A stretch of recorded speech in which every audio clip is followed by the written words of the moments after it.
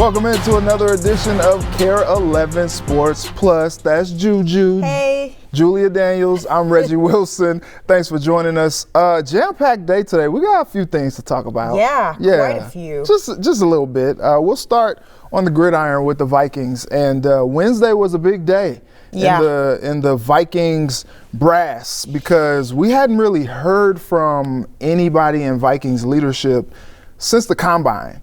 And so they signed like a bajillion free agents. We got all this reporting, one side's reporting this, the other side's reporting this. What's going to happen with Aaron Rodgers? Is J.J. McCarthy the guy? We just heard from J.J. McCarthy this week on Up and Adams with Kay Adams, and he said, hey, the Vikings haven't told me anything about being QB1, but that's how I like it. Because communication has been A+.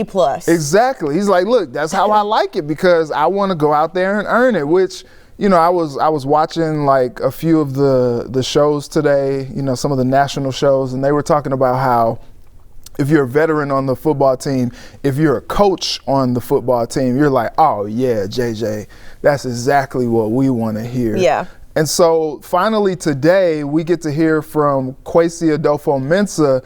And first question out of the gate, I just fired it at him. I was like, Kwesi, we've heard all this conversation one way or another about what you guys are doing at the quarterback position.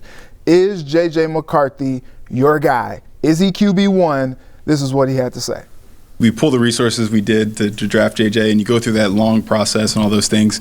I can't stand up here and say that's the outcome we want, and that's the outcome we're headed towards. At every checkpoint, whether it been the draft process or practice until the injury, or really the offseason now, he's met the bar. I mean, he's exceeded our expectations at every point, and so I don't have the ability to tell you what the future is, but I can tell you what I expect to be the outcome.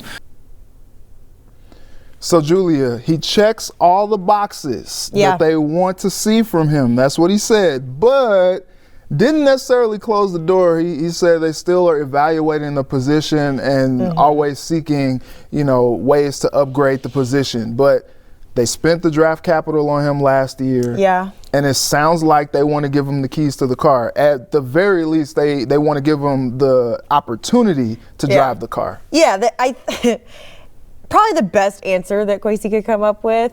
I like the fact that he says the outcome we want, the outcome we're headed towards, because it doesn't put a specific timeline on any of this, right? These are things that we already knew. We knew they didn't draft this guy top 10 just to have him sit behind somebody for forever. Right. Of course they're headed towards this outcome. I think it is of note that he has been cleared for off-season activities too. So that's like a huge step forward. Yep. He is just looking at him during the Up and Adams interview, he's put back on a lot of the weight that he needed to put back on because he looked scrawny there in January. He did. That putt game was strong too. I saw him out there. He was starting to look more like the football player. I mean, Kwesi says he's exceeded our expectations at every point.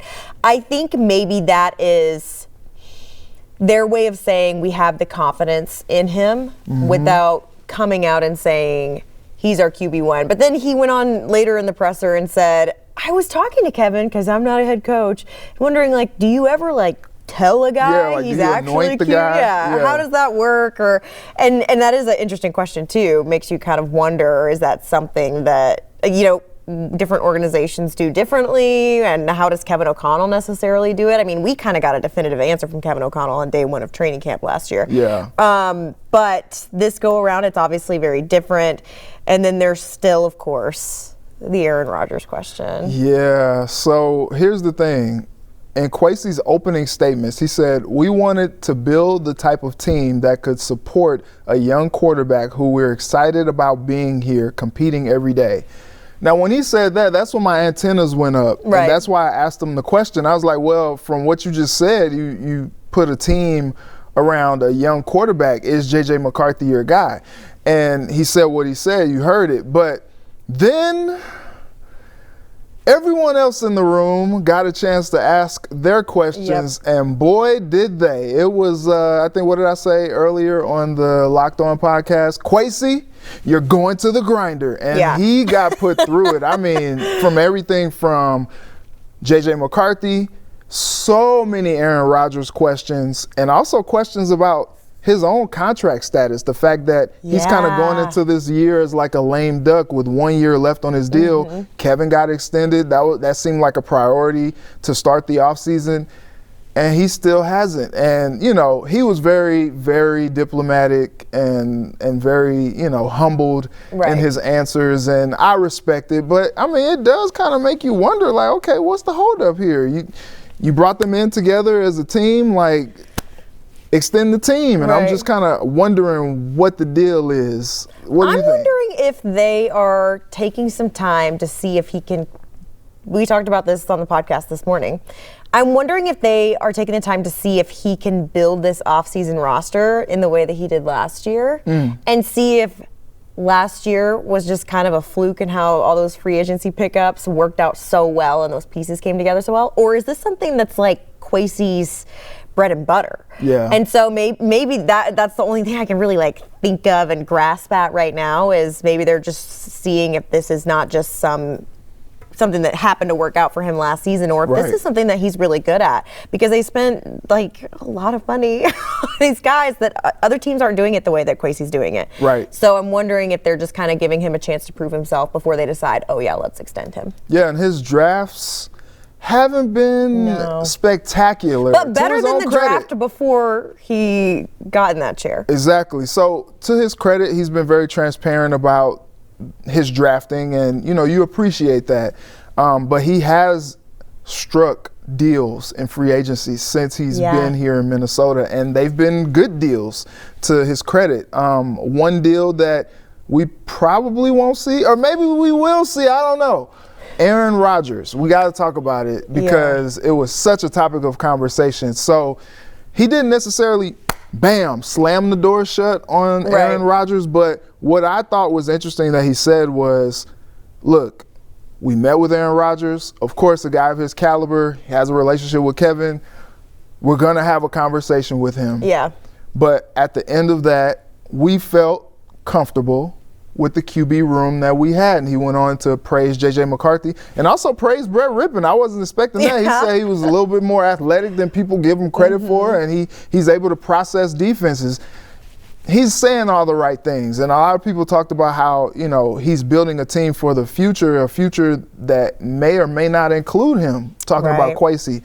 But what do you make of him not necessarily closing the door on Aaron Rodgers? I thought it was interesting how he answered one of the first questions.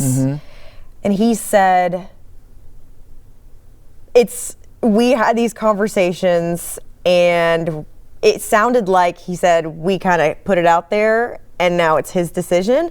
But then he walked that back when he was asked to kind of specify that. And he was like, no, we didn't say ultimately it's his decision on this. I think they know that he has other options and they're comfortable where they're at right now. And he also said, like, I'm not willing to close the door on this, which is smart, right? It is. It's Aaron good Rodgers. Let's, you know. But it felt to me like he felt more strongly about the J.J. McCarthy conversation than he did about the Aaron Rodgers thing. But it also sounded like he was giving Kevin O'Connell way more reins in terms of the Aaron Rodgers conversations that happened than he was really spending his own time doing that. Yeah, look, Kevin O'Connell has been anointed the QB whisperer, and we understand that because of the work that he has done since he's been in Minnesota with the quarterbacks. And so I feel like they've kind of like, Kevin, like, this is your vision, this is your room that you're going to be coaching and being around these guys closely. Like, you educate us on what we can do for you. That sounds like the conversations that were had about the quarterback position, and ultimately, you know, it makes sense. You trade up.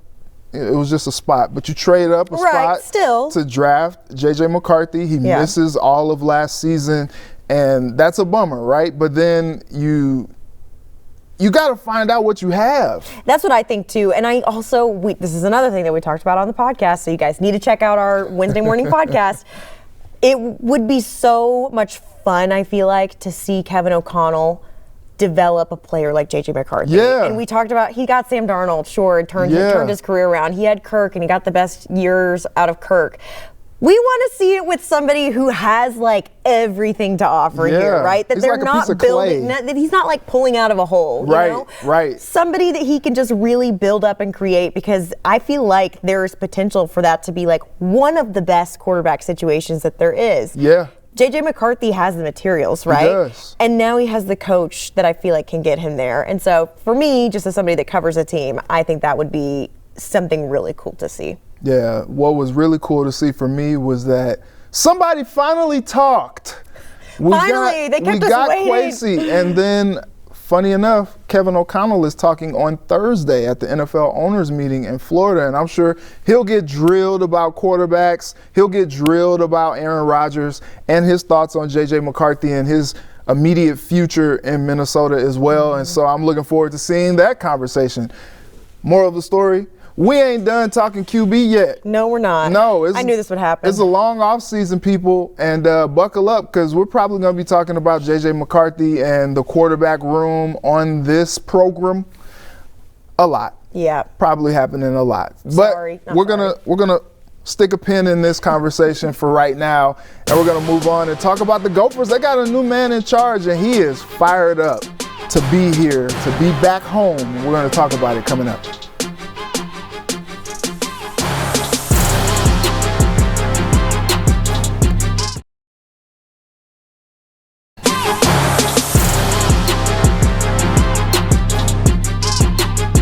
Welcome back. All right, let's get into some college hoops. The Gophers, due to a heartbreak on Sunday, Maryland over Colorado State. Guess who's available? We found out early. Niko Medved is available, and he had a wild 48 hours going from devastation and heartbreak in a potential to go to the Sweet 16 to being announced at your dream school. Yeah. At your home school, your alma mater, where he was a student manager, and now he's the head coach of the basketball team. It's funny, he said he has not had a head coaching job. It's been 12 years since he's been a head coach. Mm-hmm. He's not had a head coaching job that he wasn't an assistant for first. And I just thought it was interesting. I got a chance to catch up with him earlier on Wednesday, one-on-one, and you can check that out. Coming up tonight on CARE, and also on the Sports Extra on Friday night on CARE. And so I'm just very interested. This is something that you don't see very often. You got a guy who was a student manager. Yeah. He did play basketball in high school, so I'll give him that. So it's not like the game is foreign to him. He knows his X's and O's. But a student manager working his way all the way up to head coach. Yeah. You're not just any head coach at your dream school. And I just thought that was such a cool story, such an inspiring story that no matter what position you're in, you're able to ascend to the level that you want to get to if you put the work in. And I thought that was an incredible story, seeing him in Dinkytown, back at his alma mater, singing. And man, that press conference was electric. Yeah. Will and I were in the room for that, and every answer it seemed like he was prepared for. And he was also very, very open about the situation that he's stepping into. Mm-hmm. And so what were your thoughts about the Gophers, one, hiring Niko Medved for this job, and two, his fire and tenacity? You know, we haven't seen a Gophers team make it to the tournament since 2019. It was Richard Pitino. He's 2 jobs in now since the Gophers. He was with the Lobos and now got announced at Xavier just on Tuesday. So now you got Niko Medved coming in and taking over this program. I think it's, Disney couldn't write it better. Right? Right? For a guy that's been looking forward to this his whole life. I mean, he's built his entire career about hoping that this opportunity would come along. Yeah. So it's no surprise to me that he's obviously so excited about this job. It's cool to see somebody fired up, but I am still skeptical about it because who other than Ben Johnson was also fired up about this job? Maybe different personality type, right? But the guy played there, was an assistant. He had the Gopher blood running through him too. He was everything they could have asked for in terms of school spirit. Yeah.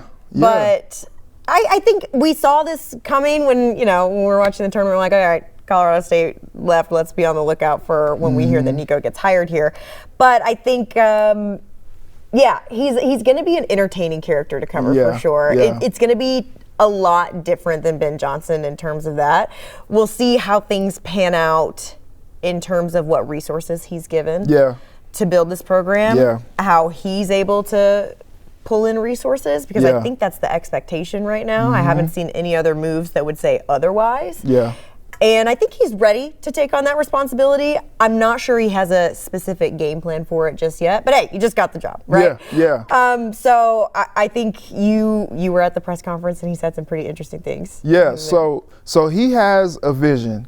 That's something that he talked to me about today, and he wants to hang banners at the barn. He wants to see the barn rocking. Yeah. He wants to see the support from the fan base, but he also took this job in faith, knowing that he's going to need support from the donors, the boosters, and just fans in general. He's up on the podium at his introductory press conference, just asking people, selling people on donating to Dinkytown Athletics. Like, this is day one, and you're trying to do that. And so this is going to be an interesting situation. I think the Gophers realize that you can't run a program on the cheap with Ben Johnson. And I feel for Ben Johnson because I don't think that he was given all the necessary tools and resources to be great. Yep. And as an alum, I feel like they maybe let him down a little bit. But now that they have turned the page and gone to Nico, you got Mark Coyle saying the expectation is to be in March Madness. Yeah. Okay, well, you got to pay to play, baby. Yeah. You got to pay to play. Because Colorado State is a university that was willing to do that. Right. That's why they were in the tournament. And the proof is in the pudding. Yeah. 3 tournament appearances in the last 4 years. That doesn't happen by accident. Right. That happens because everybody has bought into the goal. So we talked to Mark Coyle after the press conference, and he was kind of pressed a little bit about what the NIL budget was going to look like. And he said he expects to be within the top third of the conference as far as NIL money. Now, what exactly that looks like, numbers as far as like 5 or 6 million may be getting thrown out, but that's not necessarily top third of the conference. And it's just like, look, if you're going to go all in, you got to go all in. You're learning with football as well. Like, if you don't pay, they won't play. So I think that's going to be the challenge. I think he's a good motivator. I think that he's an exceptional X's and O's guy. Yeah. And, they finally went out and got a guy who had a proven track record as a head coach. He's built up Drake. Yeah. Left after a year, 7 seasons at Colorado State, building up that program. Like I said, 3 tournament appearances in 4 years. Yeah. And so you want to see him go out there and have everything that he needs to succeed. And then also, he wants the fan support as well because he believes that the barn could be a strength. And I asked him about that today. This is a place that's unique to Minnesota. And I think you got to leverage those things, right? Sure. Does the barn maybe need some TLC and some things like that? Yeah, I get that. But I don't think, I think we can turn this into a strength. I think we need to turn this into a strength because I think this is something that's really unique to Minnesota. And again, I said it yesterday, there's ghosts in this place in a good way, and I can attest to that, having been here so many times in my life watching games, and there's so much history in this building, and I think it would be a shame not to use that to our advantage. So he talked about some of the historic venues in college basketball. You talk about the Phog. Yeah. You talk about Cameron Indoor. And, the barn is about to turn 100 in a few years. And so you look at a venue like that, and as I said, he was very transparent up there. He understands that the barn needs some updates to kind of modernize it, but he thinks I've heard that the men's bathroom needs a terrible renovation. I was in that thing today, and it was an experience. Okay, the women's bathroom is not like that. Okay, just so everyone knows. All right. Well, yeah. In terms of that, even it's a ride. And so, but he thinks that it's a historic venue, and when it's rocking, there's no better place in college basketball. So I hope that he gets what he's looking for out of the support at the barn, and that place is rocking. But there's a lot that needs to happen in this process to turn this thing around. And I wish him the best. And it's not an easy job, but he's back at home. He knows a lot of people here still he's connected with, and so he feels like he has what's necessary to compete at the Big Ten level and also try to get the Gophers back to the tourney. So, again, it's wish to be him well. seen. Yeah, Right. wish him well. I mean, they've got to do some things differently other than just hire a new head coach. Yeah. So support the man. Help him out. Help him succeed because he wants to succeed so badly. You can just tell this is a dream come true for him. So shout out to Nico. Congrats. And again, good luck and Godspeed, brother. All right, well, coming up after the break, we're going to talk a little bit more hoops and some Twins as well because it's opening day season. We're here. We're here. And Can you believe it? And as we talk, there's still no place to watch on TV. We're getting into all of that coming up.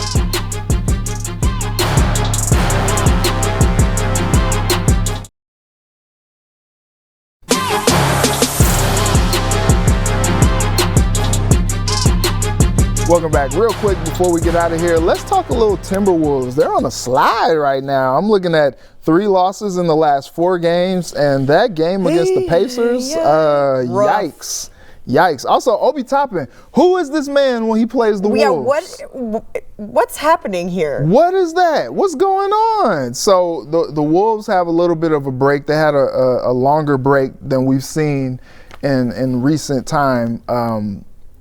They don't play until Friday. Yeah. Hosting the Suns, the Phoenix Suns, Good luck. who they were their dad last year. So, it was curtains for the Phoenix Suns. So, I'm interested to see how they rebound and really how they put it back together. We were on this program singing their praises 2 weeks ago. Yeah, because they just couldn't lose, and we're talking about the winning streak with Julius Randle, and then all of a sudden things just kind of cooled off. And these losses are kind of uncharacteristic, especially for a team that's trying not to be in the play-in tournament right now. Yeah. And they're right there on the play-in tournament. It also helps. Jimmy Butler and the Warriors just got whooped by the Heat on Tuesday night, so that helps because they're in the mix too. But also the Clippers are right there as well. And the Clippers schedule and the Wolves schedule, I mean, we thought that the Wolves schedule was pretty soft, but then they lose 3 or 4, and you're like, wait a minute, what's going on? Who are they? Yeah. What's happening here? So Chris Finch is preaching defense this week. What do you want to see? Offense. What do you mean? Nas Reed led from the bench. Yeah. Yeah, That's unacceptable. Yeah, that can't happen. That's unacceptable. You need Anthony Edwards to be in playoff form right now. And that thumb is a little bit of a bit of a concern. Yeah. If he's not completely healthy, I think that there's worry to be had, Wolves fans. Yeah. I think something's not clicking the way that they thought it was. Yeah, you think that, Anthony Edwards will regress to the mean because he's leading the league in 3-pointers made.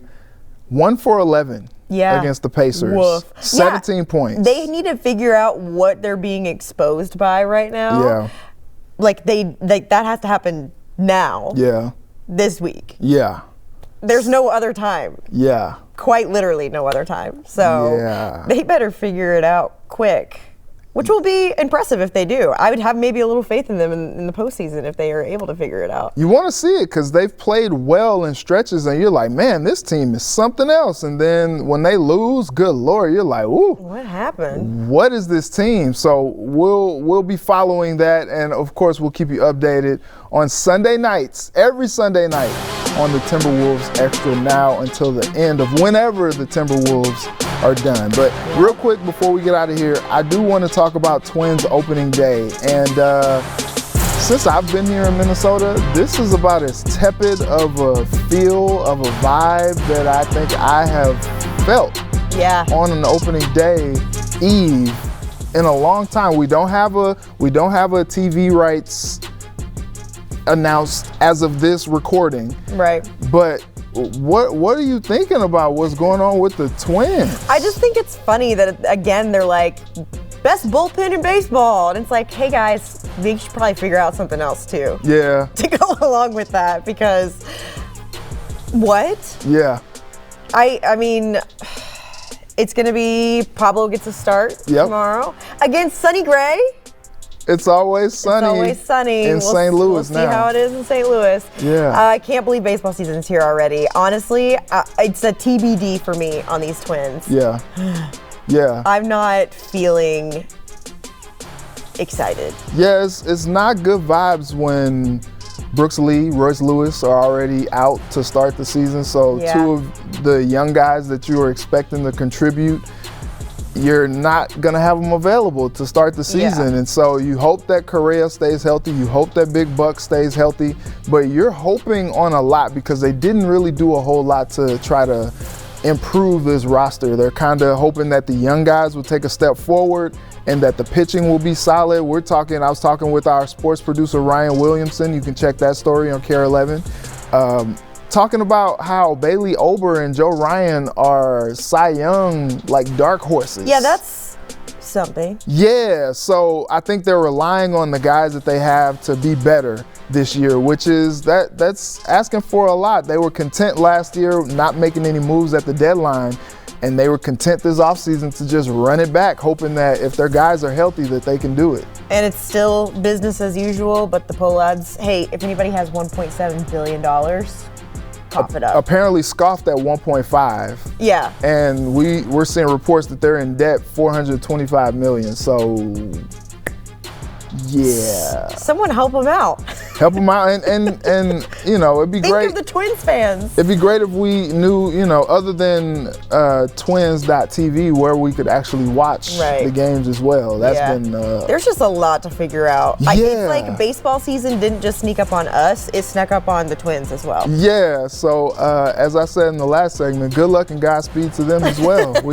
We hope the best. Hey, it's a long season though. It is, and a lot can happen. It can. So whatever faith or lack of faith we have right now could be a totally different thing in a month or two. Yeah. So of course Juju and I are in on Thursday. We'll be holding it down, talking about Twins opening day. And look, we're out of time. How about that? That's it. So I'm gonna run out of here and go be on TV, and you'll catch Julia and I tonight on KARE 11. And of course, continue to just watch this over and over and over and over because you enjoy the conversation so much, right? Yeah. All right. For Juju, Reggie, I'm out. Have a good week.